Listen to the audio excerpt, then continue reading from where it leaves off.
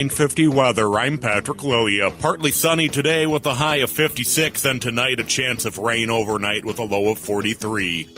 Nightingale is your cozy, comfortable neighborhood bar and restaurant at 26th and Lyndale in Minneapolis. Come in for the famous Nightingale burger or the ginger tamari chicken wings. View their menu or place a takeout order at nightingalempls.com. Portions of the following program may be pre-recorded.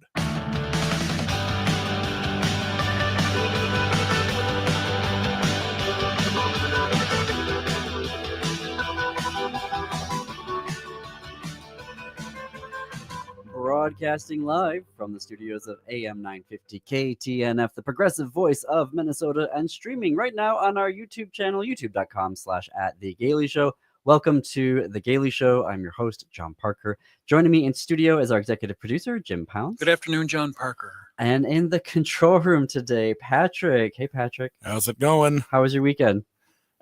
Pretty uneventful. It was one of those weekends that I kind of wish I did more than I actually did. I always feel those are the types of weekends I did everything right. All right. So our call-in number, 952-946-6205, 952-946-6205. I would love to talk to you today about a variety of issues that we have coming in.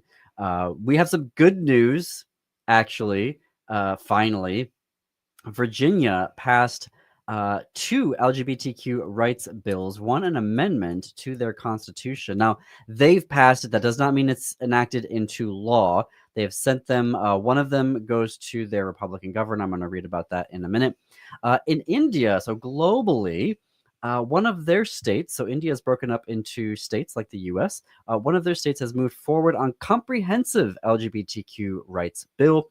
We didn't really get into this in depth last week, but the world's first openly gay imam was assassinated in South Africa last week. So I want to talk a little bit about that. And then Iowa, our next door neighbor, removed gender identity as a protected class last week. And then to wrap up the show, because it's one of the gay marquee events of the year, let's dish about the Oscars. So let's get started with Virginia.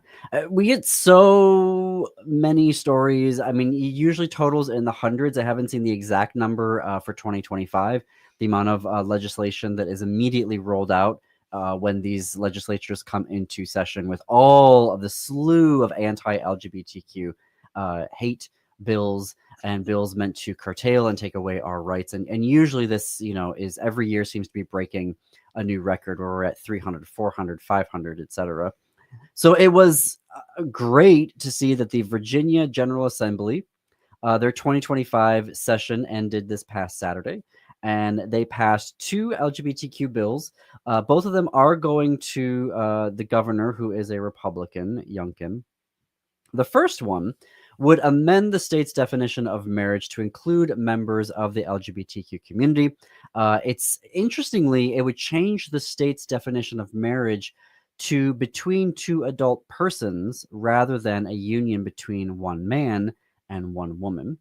The amendment would repeal the definition of marriage that is currently in the Constitution of Virginia. So it would reflect the Supreme Court's ruling in Oberfeld versus Hodge. This is in anticipation, I guess. A lot of states are looking to what happens when the Republicans take out Oberfeld and rule that you can't have gay marriage anymore, and then leaving it to the states, quote unquote. So this is an opportunity for them to put it into their constitutions.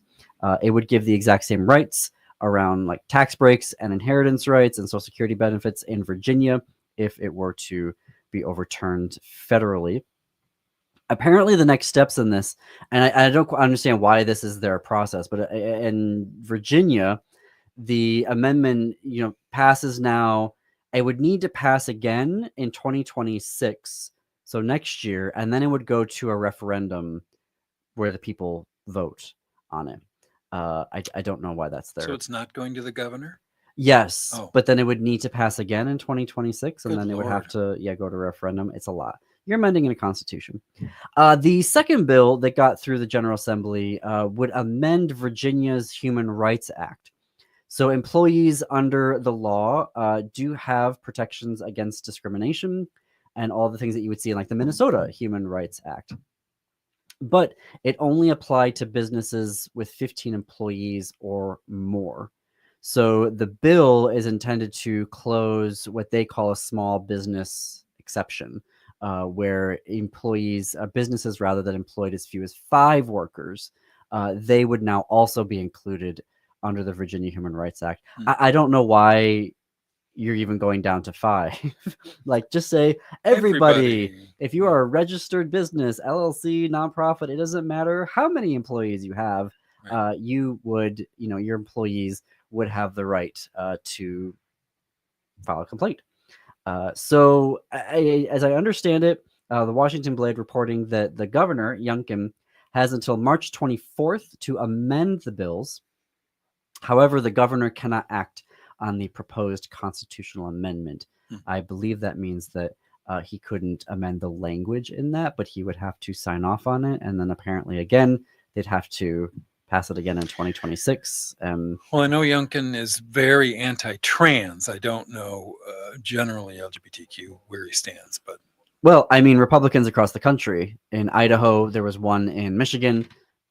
This was a lone person in Michigan, but I know in Idaho they were all on. It was a group effort, MAGA group effort. They want to take away gay marriage, and so I don't want to hear it from the log cabin Republicans about how this is the greatest president because of gay marriage. It's like, no, they're coming for that too. Yep. So it's this idea that they're only coming for one group of people within the rainbow needs to be chucked to the side. And I don't think that it's queer people that are thinking that. I think that's the allies maybe that may be thinking, oh, well, all of their stuff is really just for trans people, right? It's like, no, they're doing so many things right now around the entire queer community that the scope of it, and we're trying to keep up with it here. And we'd have to really sit down at the Gailey Show and list out every single thing that they've done so that you can fully see the scope of what they're trying to do here. But it is nice to see Virginia, someone advancing LGBTQ rights. And it does raise this larger question. And I know that, Jim, you and I talk about this as we're prepping for these episodes. When this administration leaves, and they will leave because nobody likes these policies, once we begin to feel the implementation of everything that they're trying to do, we've seen this before. Herbert Hoover, when all of his stuff, ushered in FDR, right? 4 terms of FDR. We've seen what happens with the robber barons. Like, we know how this script ends. So I believe that, this will 2028, we will be in the best position we've ever been to take control of the federal government again. But it raises the question of, we need to be prepared when we get in there of what we're going to do, what our vision is going to be. It's not going to be enough anymore to say that we want to have pro-LGBTQ education policies when there's no Department of Education. When we're walking in there in 2028, there's not going to be a Department of Education. We can't have a plan of how we're going to advance LGBTQ health research when there is no more federally funded health research going on. And that is happening right now. They are getting rid of the grants program. They're getting rid of the staff that are administering the grants program. They're getting rid of meteorologists right now. I mean, they're going after everything. And so when we look at what's happening in Virginia, that's at a state constitutional level. And we need to see that as an immediate response. Yes, because, we have this interesting system that other countries don't have, where we have the state rights and then we have the federal rights. But when we're looking at re-entering the White House in 2028, which I know feels like it's an eternity away, and it is an eternity away, and we're going to have to get through a lot before we get there. But when we get there, we need to start thinking about, it's not just enough to be thinking about getting through the next 4 years. We need to be thinking about what we're going to do when we're back in power in 2028. And we're all radicals now, whether we like it or not. MAGA has made us all radicals because We're going to have to recreate a Department of Education. We're going to have to recreate the CDC. It's daunting to think of it that way, but I think the point that you're making, the bigger point that you're making, is that we had all better get into our heads right now that the status quo is Over. not only dead but buried 100 feet beneath the earth. So it does create a vacuum of opportunity to say, okay, you people voted for, you wanted somebody to shake things up. Well, how about somebody shaking things up with some intelligence, which would be different than what we're experiencing now, but no less radical in terms of prioritizing human beings over profits and all of that. So it's, however, the power might exist with people that do agree with the liberal point of view on most issues, but the power is still not with us. And we're going to have to take, as they did in the past, take the robber barons down. We're going to have to take them down hard and thoroughly and tax them into oblivion, frankly. And people are going to be scared about that. But you know what? The only way to get human beings back on top of the pyramid is to put those, what's at the bottom of the pyramid. But that, I mean, right there, opinion, when you're talking about taxing them into oblivion, there isn't going to be an IRS as we know it right now. There's going to be so many employees gone. And if our plan is to just walk back in there when we reclaim the White House in the House, the Senate, all of it, if our idea is that we're just going to go back into HR and pull out all those position descriptions and just start rehiring for them, that is not a strategy. We have to be rethinking our tax code. And here's going to be a great opportunity, because we're going to have a lot of positions that we need to rethink there. And it can't just be, we're going to go back into the HR archives and pull out all these position descriptions and rehire them. Well, again. what probably has to happen is that we're going to have priorities. And right now it looks like everything is going to be burned to the ground. And so we're going to have to put these in order. Number 1, number 2, number 3, number 4. And a lot of people who are being improperly fired from the federal government are exploring state government employment. That's happening all over the place. So many of these people are not going to go to Saturn. They're going to go to Rhode Island and work for the Rhode Island state government or Minnesota state Saturn government. You mean the planet, or is Yeah. that a company? No, Okay. They're going to be working often in the same capacity for a decent state government. Maybe they'll go work for a foreign government. I don't know. But many of the expertise is not going to be entirely lost. But if we don't have a priority, 1, 2, 3, 4, 5, it's going to be impossible. And that's what they're counting on. I think they're meaning to hobble us for decades to try to put a federal government back together. And well, that's yes, the challenge. but I want to continue this conversation after the break, because it is also this idea of how do you give employees trust that if they get work for the federal government, that they are still going to have a job after, the administration. More on The Gailey Show after this break.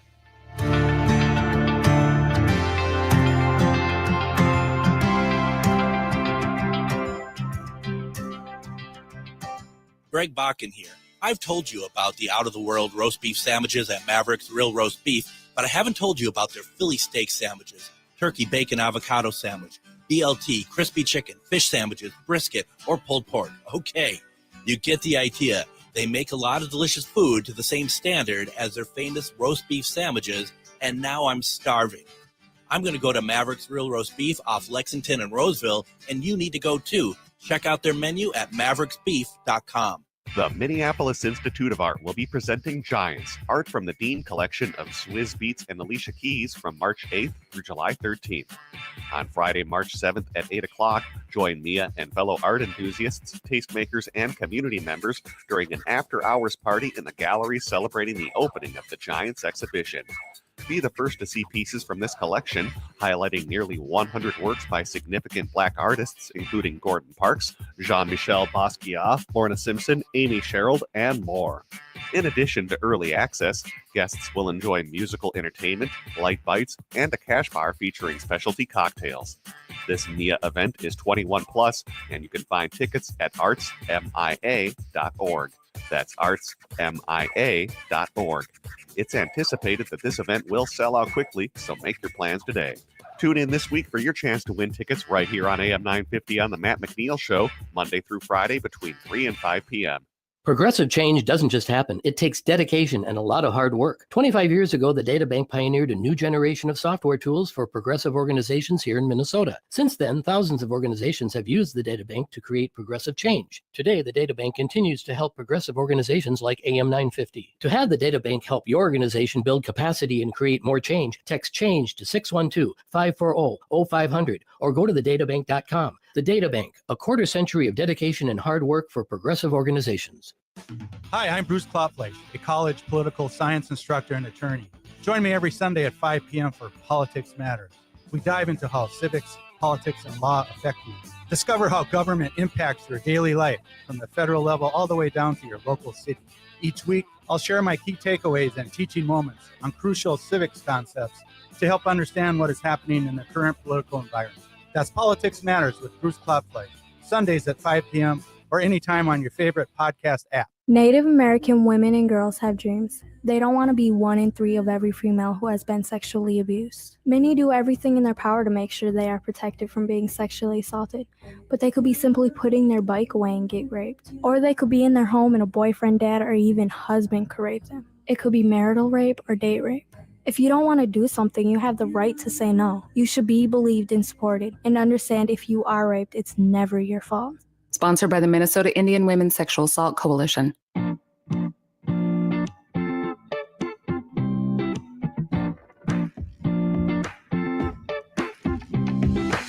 Welcome back to the Daily Show. I'm John Parker. It is 21 minutes past the hour.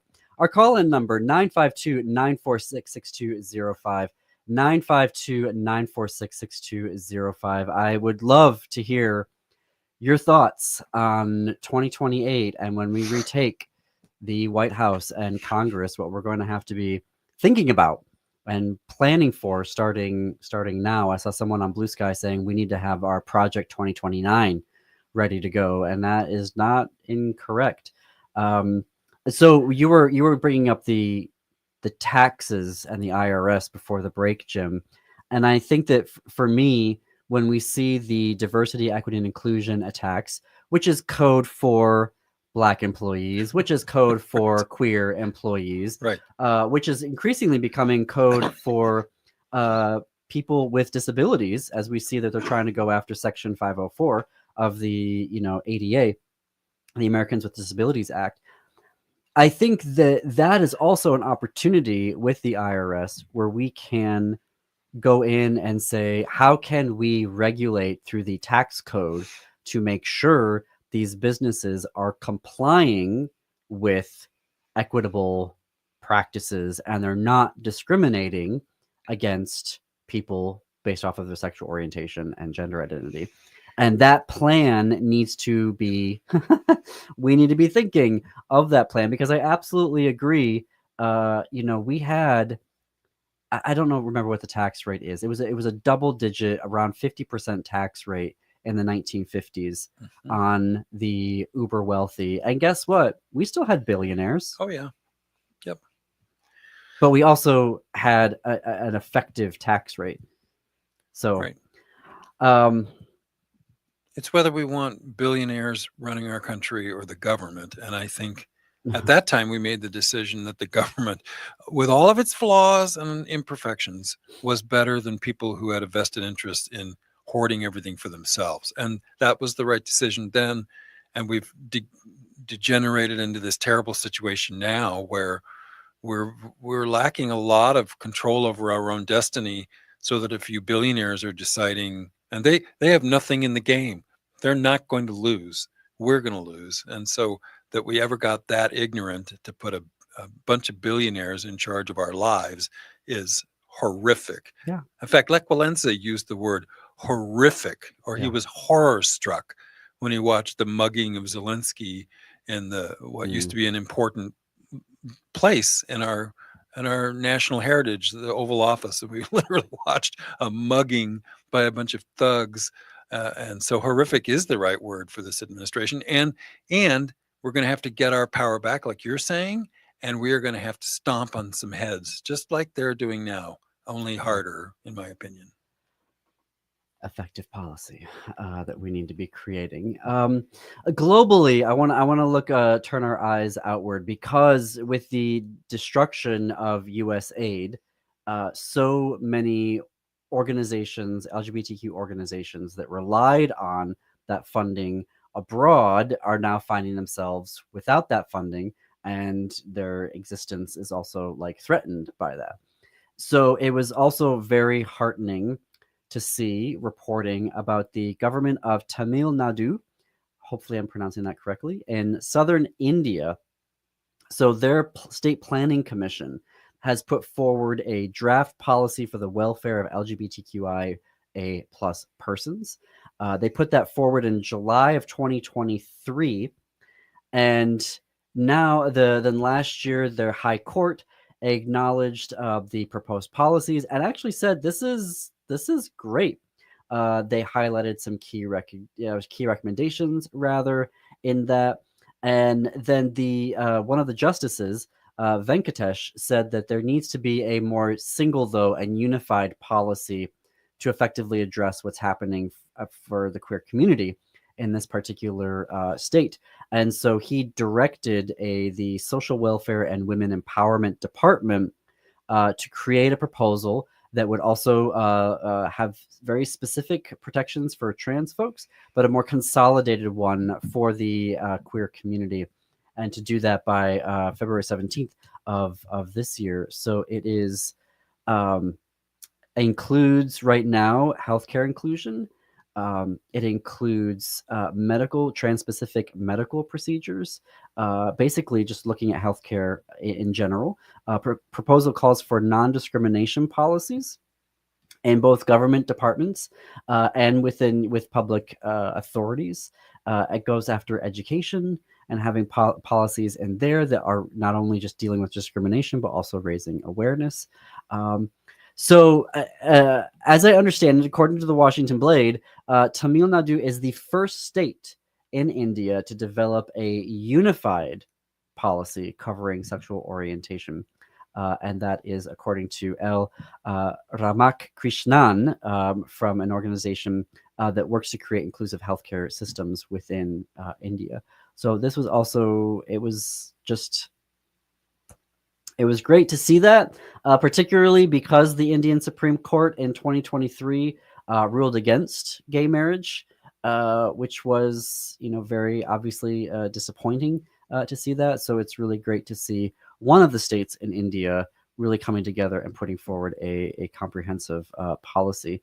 Obviously, the United States, another area that we're going to have to start thinking through when we reclaim the presidency and Congress in 2029, and the election 2028, when we take power in 2029, of our foreign policy and our international relations, and how we are going to be supporting LGBT, not just LGBTQ organizations, but supporting marginalized communities. What is that progressive international relations going to look like? What are your thoughts? 952-946-6205, 952-946-6205. Your thoughts on what an international relations, a progressive version, what should it look like? What should it include? Policy ideas around that. But isn't it nice?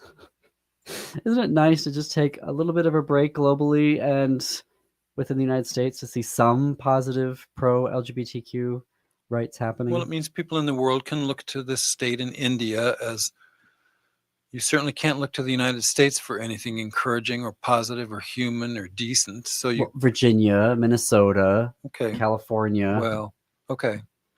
That's the weird thing about the United States political system. But I think people are not feeling that way about the United States right now.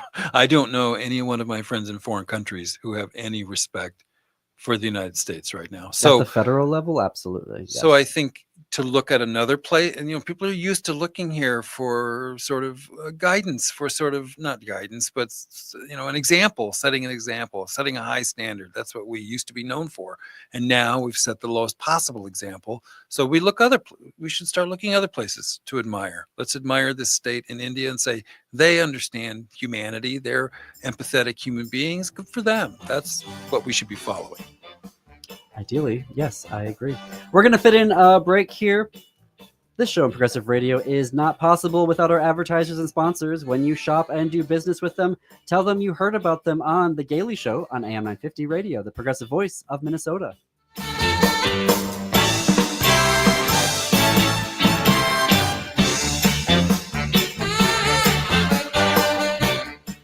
This is Robert Pilot of Native Roots Radio presents I'm Awake, weekdays at 5 p.m. On our show, you'll hear about Native issues like treaties, protecting Mother Earth, and holding our elected officials accountable. Weekly correspondents like Dr. Stately, State Senator Mary Kunesh, Robert Lilligren, and Bob Blake update us with the latest news from Turtle Island. Native issues are human issues, and human issues are Native issues. Listen weekdays at 5 p.m. or watch the show on Native Roots Radio social media accounts. Ho-wah!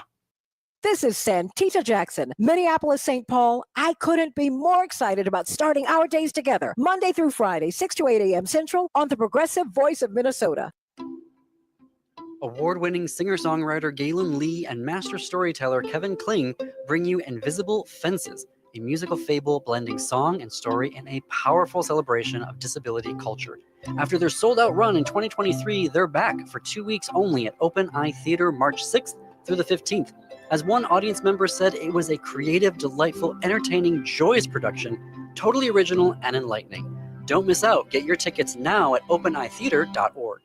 You may not think of it, but winter is a great time to take care of those exterior home projects. This is Chad, owner of AM 950 for Snap Construction. Most people wait until the warmer months for their exterior home projects, but labor costs are actually lowest in the winter. And that's true for the contractor I trust, Snap Construction. Arguably the most well-reviewed exterior contractor and insulation contractor in the metro. Are you noticing ice dams on your house? Or is your furnace constantly running and you're still not comfortable? In addition to your exterior home projects, winter is also a great time to get your insulation checked with a free energy audit from Snap Construction. The average cost to upgrade your insulation is oftentimes less than a new furnace. Plus, there are rebates available from your energy provider when you upgrade your insulation. As always, Snap Construction stands by their work with a lifetime craftsmanship warranty. So don't wait for prices to rise in the warmer months. Get a free estimate now by calling 612-333-SNAP, 612-333-SNAP, or go to snapconstruction.com. AM 950 KTNF, St. Louis Park, Minneapolis, St. Paul. End-of-life decisions are not easy to make. Hi, I'm Mary T. of Mary T. Hospice Care. It's important to make sure that this difficult time is meaningful and comforting to you and your loved ones. Our hospice team provides an individualized program of physical, emotional, spiritual, and practical care so your loved one is comfortable and not in pain. At Mary T. Hospice, we understand that choosing the right hospice care provider can be overwhelming, but we're here to assist you. Learn more today at marytinc.com. With a look at your AM 950 weather, I'm Patrick Loya. Partly sunny today with a high of 56, and tonight a chance of rain overnight with a low of 43. Nightingale is your cozy, comfortable neighborhood bar and restaurant at 26th and Lindale in Minneapolis. Come in for the famous Nightingale burger or the ginger tamari chicken wings. View their menu or place a takeout order at nightingalempls.com.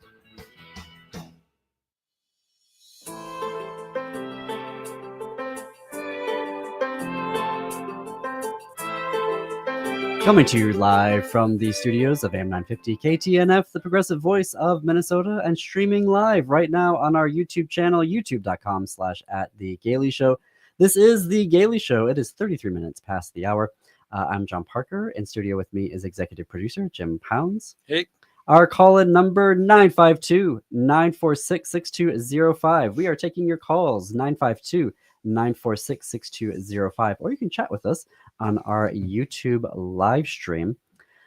Speaking of some international news, so this was really, I was really sad to see this. So the first openly gay imam in the world was assassinated in South Africa. And he was the first in 1996.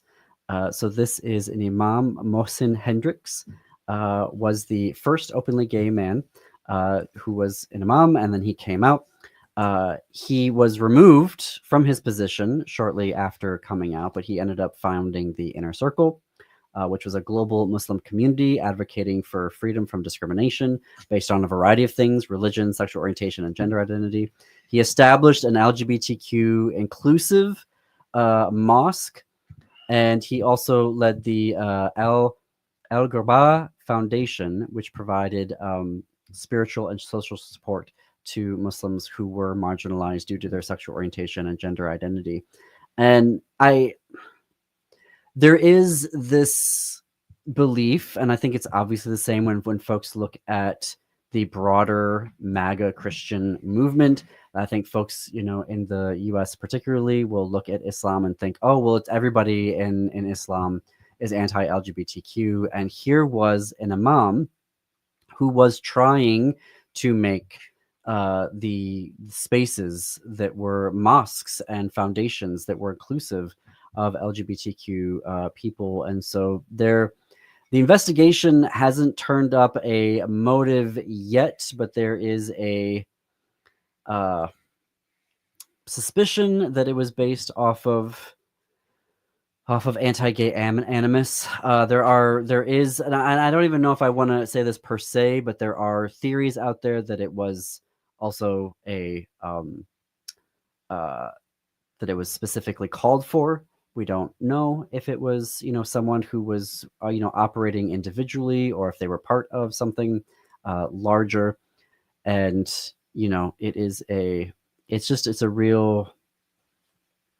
it's really disappointing.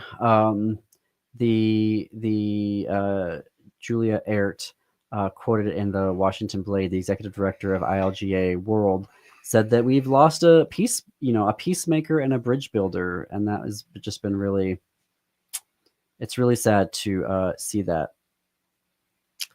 Well, it astonishes me that any LGBTQ person is drawn to religion because of the intolerance I know not everyone.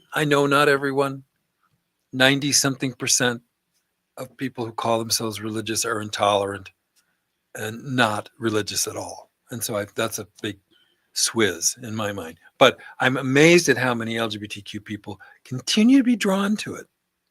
And here was this poor gentleman who was trying to do the loving thing, and look what he got for his trouble. I think I would just advise people to just stay out of that whole cesspool and have your personal faith and stay away from the organized stuff, because it is corrupt. That is not fair. There are folks that are, like there are queer inclusive churches that we know about here in the Twin Cities. A handful. There are folks who are trying to build those bridges, have more queer readings of, texts. We've had actually coming up here in March, we have Father Shannon T.L. Kearns, who was the very first trans man ordained within a very specific diocese of the Catholic Church. He does a lot of writing around queering Christianity, and so there are folks that are trying to do that. My own experience of Christianity was very, traumatizing. Lots of spiritual abuse in there, and so I do not identify as a Christian, and so it's having been on the inside and now being on the outside, I can empathize with what you're saying, Jim. But I do want to leave space for the folks who do want to try to, queer the church, queer the mosque, queer the temple. It's they want to find ways of holding those two things in cohabitation, as opposed to having to decide, well, one or the other. No, I think somebody can have their own personal faith tradition, and I'm not saying anyone shouldn't have that. I think that's honorable and lovely, and I have no qualms about that. I'm not saying don't have any faith in anything. I think organized religion, by and large, is a sewer of conflicting motivations, not necessarily altruistic, but there are good people trying, like you say, to swim upstream in that and do something positive. And I'm so sorry this gentleman lost his life. What a tragedy! What a tragedy on top of a tragedy. And but I get a little tired of just wringing my hands about that and saying, "Oh, isn't that too bad?" When I think the bigger issue is step back 500 feet and say, maybe that whole neighborhood is not worth the trouble, and we should go over here and worry about our own personal selves or worry about like-minded people. And I know there are churches that are very positive, but they are a tiny sliver of an enormous cake. And so I think most of the cake is rancid, and I don't mind saying that. I think far more harm than good is done in the name of organized religion. That's my Well, what you're talking about point. is freedom from religion, which I don't think that we do have enough of. And particularly right now, when we see MAGA Christian nationalism being foisted upon us forcibly, it does not. Yeah.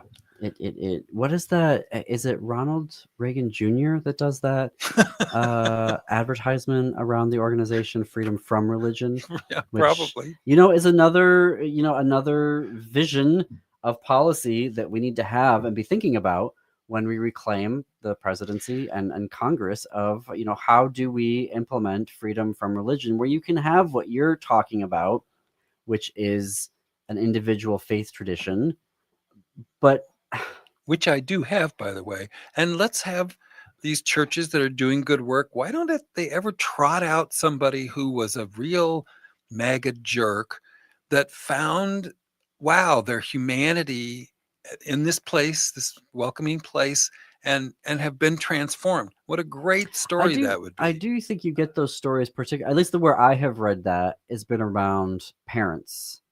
So Christian MAGA parents who then reconcile with their children who have come out as any part of the rainbow. But we should shout that from the rooftops. We don't get that, and I think that is largely.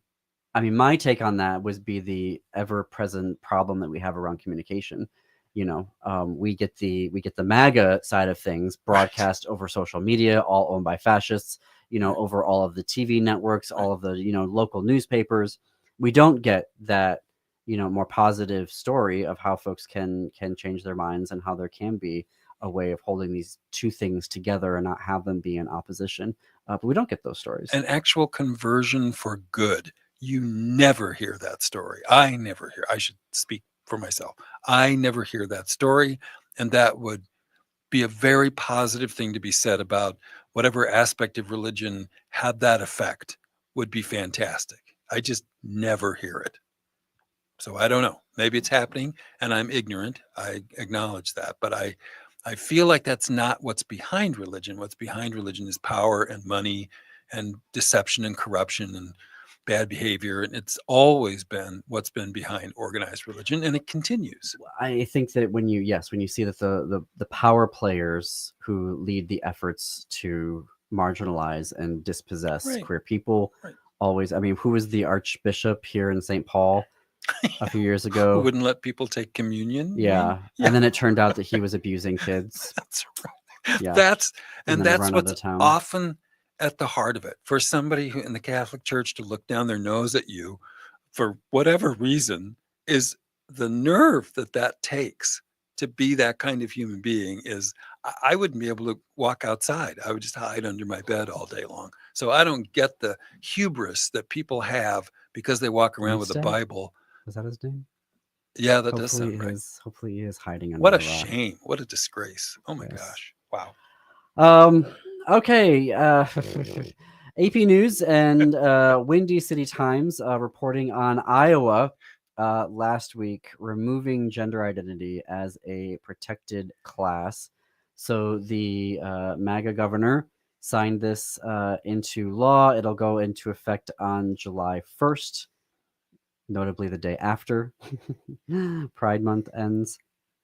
It, like they're trying to do at the federal level, creates a legal definition of female and male based off of reproductive organs at birth, which is not based in any type of science whatsoever, as it turns out.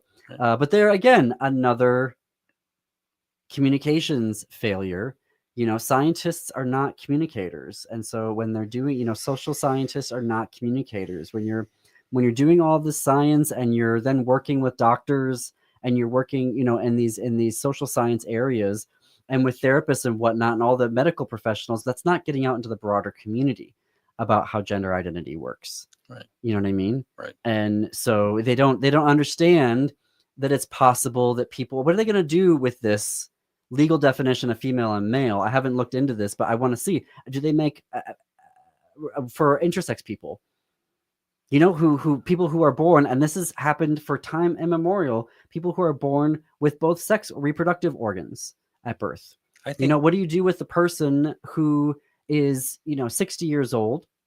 When I was an LGBTQ health educator, I learned about this story where a guy, he's in his 60s, he goes in for a hernia and they find out that he has a uterus all this time. And so gender, what do you do when folks when the chromosomes are different?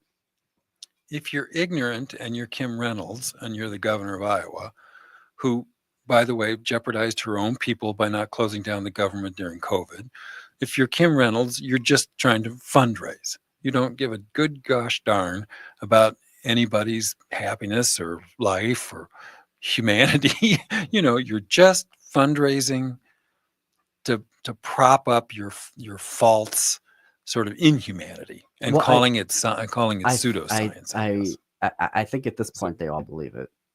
I don't know. I think that they sit there and they look at, what were you born with? Was it a penis or a vagina? And therefore you are male, or therefore you are female.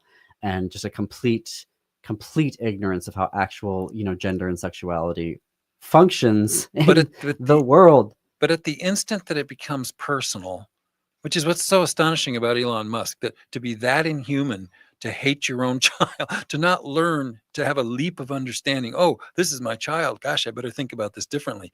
To be a jerk on top of that, when it's personal, someone a neighbor, someone in your church, whatever, when you can't extend your humanity beyond your own rock-headed brain. Buys Twitter because he claims that it brainwashed his child into being transgender. That's somebody that needs to be, incarcerated and sort of counseled probably for the rest of his life. That's his qualification. And look what he's doing instead of that. An undocumented immigrant to this country, Elon Musk. Oh, yeah. Right. South Africa attacking. Who actually didn't do much States. with Tesla, as it turns out. When you actually dive into, he wasn't Mr. Smarty Pants. He was actually just really good at taking over things. But 5 Republicans in the House in Iowa did vote with all of the Democrats to vote against the bill. Good. But it obviously it went through. I do agree. So in the Windy City Times, the National Black Justice Collective CEO and Executive Director, Dr. David Johns, told the Windy City Times that the bill is not just an attack on transgender Iowans, it is an assault on civil rights. Yep. Iowa is setting a devastating precedent that will embolden other states to strip protections from marginalized people. We must recognize these efforts for what they are: state-sanctioned discrimination. Yep. And I think that that's something. Oh, well, here we go. We got to get to a break. We get going, and then we got to hit these breaks. Yes, we're gonna pick this up just a little bit further, and then we're gonna dish about the Oscars, something lighter to end the show. So one last break. Lots still to get to on the Gailey Show.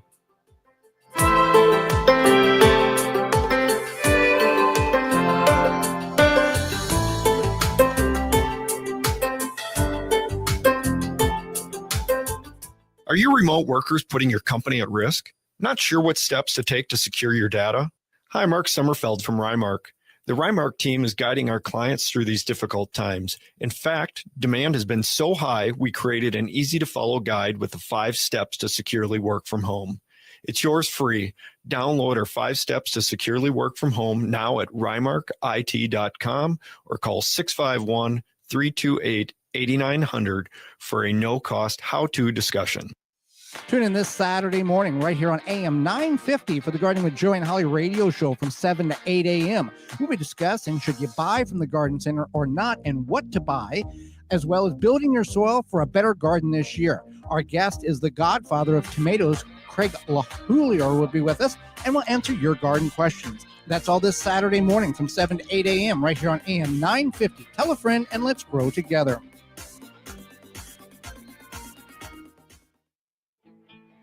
All of us want to make a difference.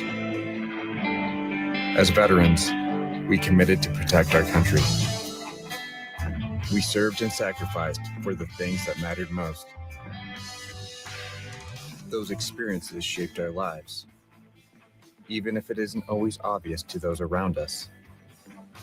And now that we've served, our commitments have taken on a new meaning. We're husbands, wives, parents, friends, and neighbors, but sometimes we still feel alone. We forget that our biggest challenge can be to ask for support when we need it. The Veterans Crisis Line is here for all veterans, service members, and their loved ones. Dial 1-800-273-8255 and press 1. Chat online at veteranscrisisline.net or text 838-255. It matters. Hello, everyone. I am Becky McNatten along with Tara Martini, hosts of Feels Out Loud, brought to you by Becoming Together Therapy and Wellness. This Sunday, tune in as we talk through the caregiving to children with big emotions. You have a question about our topic, visit our website at www.becomingtogethermn.com or email us at contact@becomingtogethermn.com. We may just share your question on the show. Join us at 9 a.m. to live and share mental health together. Would you let animals pick your insurance? Do you really need to experience mayhem to get the best rates? Or how about a celebrity quarterback or fake university saving you money?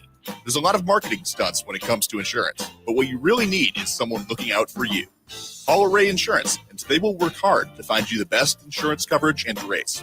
To avoid gimmicks, and call Cheryl at Array, 763-504-3067, or arrayinsurance.com. Array Insurance, working hard for you.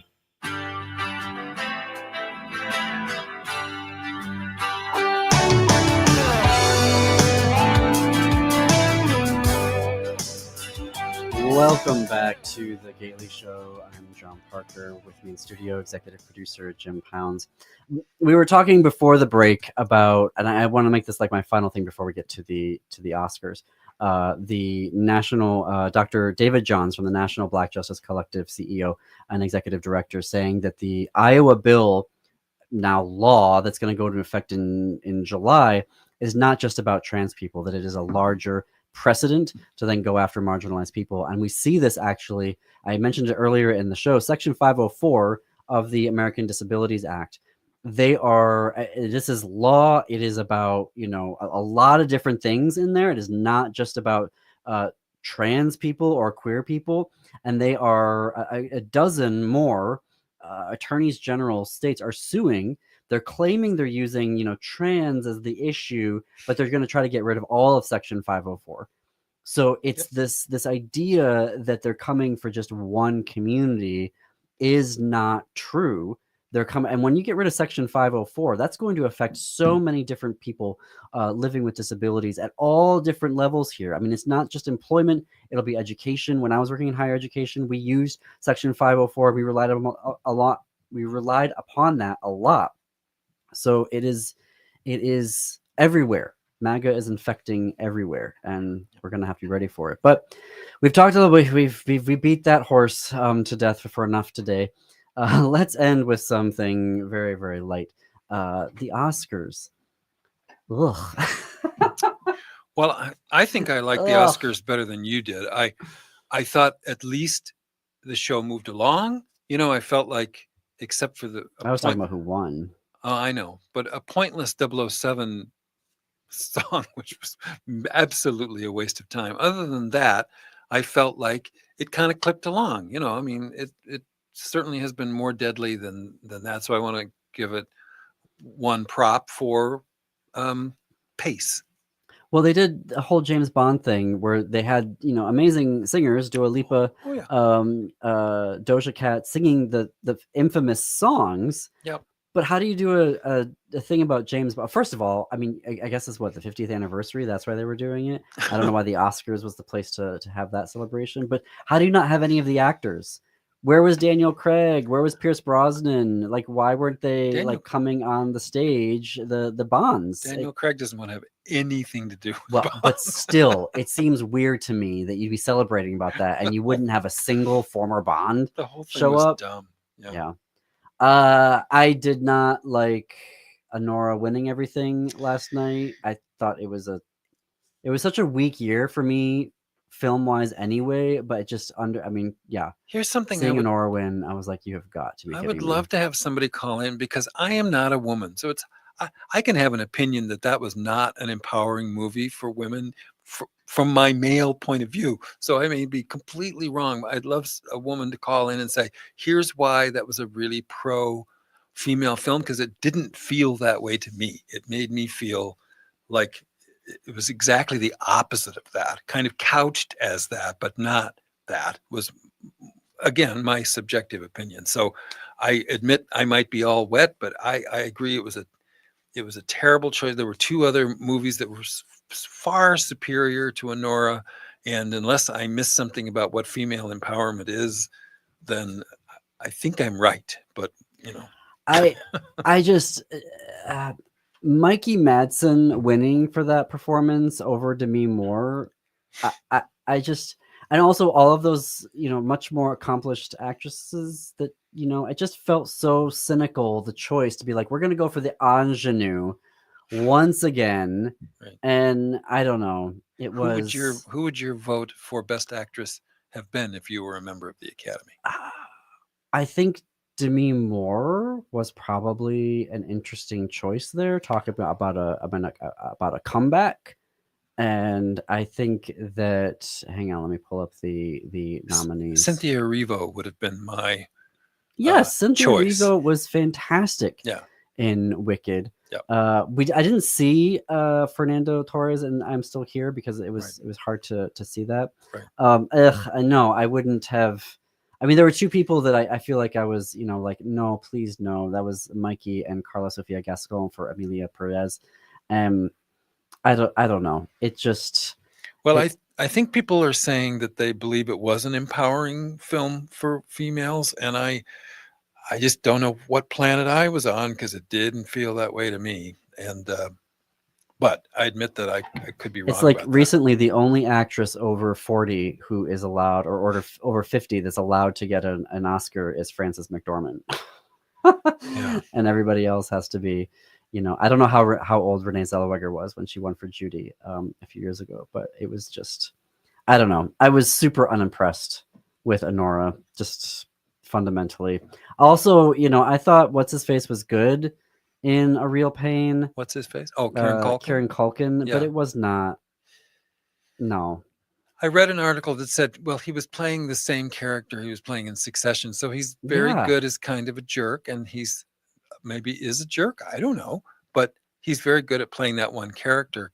Back in the 40s and 50s, character actors would play the same part over and over and over in 100 different movies, and maybe that's who he is. But I do think there were other, as I've said to you, Ed Norton would have been my choice there. I think that was a much more interesting performance than Kieran Culkin. But People who were actually doing acting. You say potato, yeah, and not relying on a particular character. Right. Yeah, I don't know. It was. I also didn't understand in the. I think it's so difficult to do an in memoriam. How do you do that tastefully? And I just felt like Mozart's Requiem is such a big, dramatic, melodramatic piece that it was often overwhelming what you were supposed to be doing, which is watching the people on there. And then they kept moving the screen between, like, first it was like a down center, or it was a center stage, and then all of a sudden they put the screen behind the orchestra. So now you're like, am I supposed to be watching the orchestra?